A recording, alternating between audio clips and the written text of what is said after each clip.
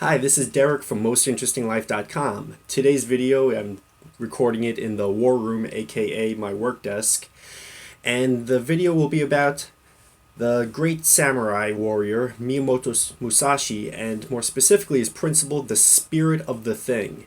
If you don't know who Miyamoto Musashi was, he was born in 1584 and he died in 1645.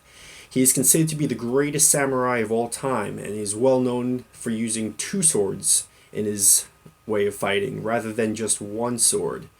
He won 60 duels, which were usually or often to the death. So if you put that into perspective, you have somebody like Floyd Mayweather who won 50 boxing matches and that wasn't even to the death, and he may be considered to be the greatest of all time. So Musashi was a very legitimate figure. He's known for not just his fighting, but also he was an accomplished painter, sculptor, and he realized that there was a commonality in any sort of mastery, in the mastery of any sort of art or pursuit in life. There was this common underlying current, or he called it the spirit of the thing. Now, in Japanese culture, he's very well known, but not a lot of people know of him here. Probably one of his greatest known books was called The Book of the Five Rings. I've read this book a few times. I think the copy I read last was only 128 pages, and it has a lot to do about fighting and combat, but most of the principles that he mentions can be used in all walks of life. So, what is the spirit of the thing? It's kind of hard to describe. It's like just trying to describe the Tao in Taoism. It could be considered to be similar to the Holy Spirit for Christians. It's this underlying force that pervades everything. And when we're in touch with it, we're able to just be more in tune with what we want. Some people might call it a flow state. Some people might call it being in the zone, but whatever it is, it's necessary for any true mastery in any pursuit in life. So he doesn't necessarily say it as a metaphysical, spiritual thing. He's kind of vague with what it is because the concept itself is vague. And how does somebody themselves get in tune with the spirit of the thing? And there are certain, in any sort of flow state that we know of scientifically, we know of psychologically, that people are able to get into states like this. We see it with professional athletes, businessmen, artists, fighters like Musashi was. But there are real ways that you could get more in tune with this spirit of the thing. One of which is just hard work. Whenever you're working hard towards something, whether it's a business, whether it's a new hobby, if you're learning something like jiu-jitsu or any other martial art, the more hard work you do, the more likely you are to be in the zone, the more likely you are to be one with the spirit of the thing.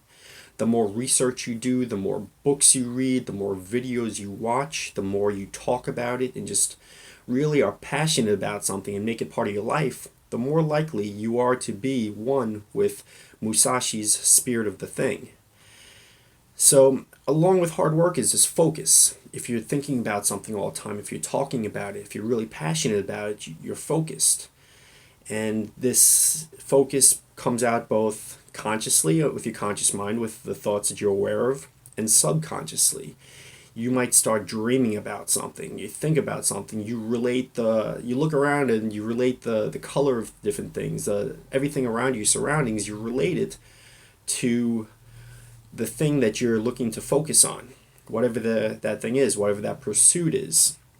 You might, if you're a fighter, you might be walking around and notice the distance of different people. You might just notice their pacing. You might think of use your reflexes in different ways. With business, you might be looking around and you might see a new product and see business opportunities with it. Whatever it is, there's different ways of being one with the spirit of that thing, or the spirit of all things. Like Musashi, he started out with fighting, but then he became a master calligrapher. He became a master sculptor. he became a master painter. And he realized that the same principles of success and focus in all those areas were the same underlying principle of, again, the spirit of the thing. One other part of this that is often found is if you lose yourself in an activity where you're not really thinking about it in a micro-managing sort of a way, but you notice that time just passes by. This is it's like you'll have spent 3 hours of doing something and won't have felt like 3 hours of doing something. You'll feel like maybe you're sitting there for a half an hour and you say, oh wow, I didn't realize I was doing so much. And afterwards you don't necessarily feel drained, but you feel stimulated and energized. This is a good example of how it would feel to be one with the spirit of the thing, to be in that flow state. Now, the same print. If you're good in one area of life, you could often use the principles that brought you success there in other areas of life. This is another example of how Musashi had thought about things. Again, it's anything, any area you want to be great at. What are the same underlying principles to be great at anything? Hard work, focus, losing yourself in it, being really passionate. Another really big one is being curious. Musashi's whole life, he was a lifelong learner. He realized that the journey to perfection was never ending. Even though he was by far the most amazing fighter of his day, especially with a sword, he realized that it's a never-ending journey.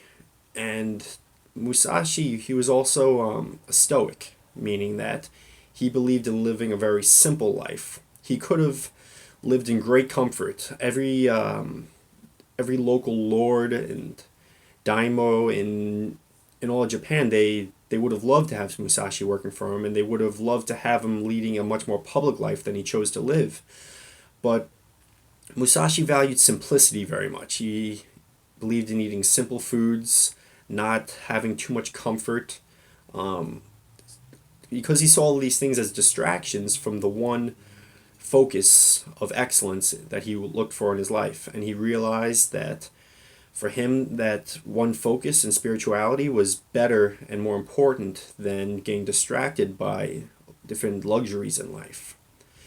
So I often talk about Musashi.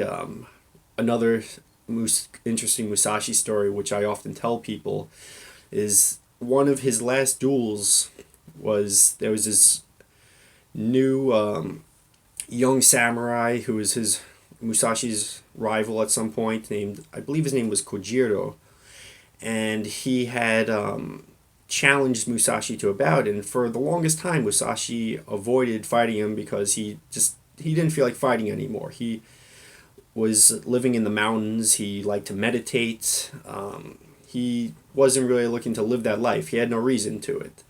All of the progression that Musashi was looking to do was just reflecting, it was internal. He was looking to meditate and be one with nature. But finally, he decided to fight this guy. So Musashi, they eventually agreed to fight on this one island where there could only be a few people there, just so nobody would interfere, because there were a lot of interests on both sides of who other people wanted to win. And they said that they were going to make it. Musashi said, okay, let's make it at dawn on this one beach on this one island. So the other guy was waiting on the island, waiting for Musashi, and Musashi was messed with him a little bit. He showed up very late, and he was rowing his boat out there, rowing and rowing.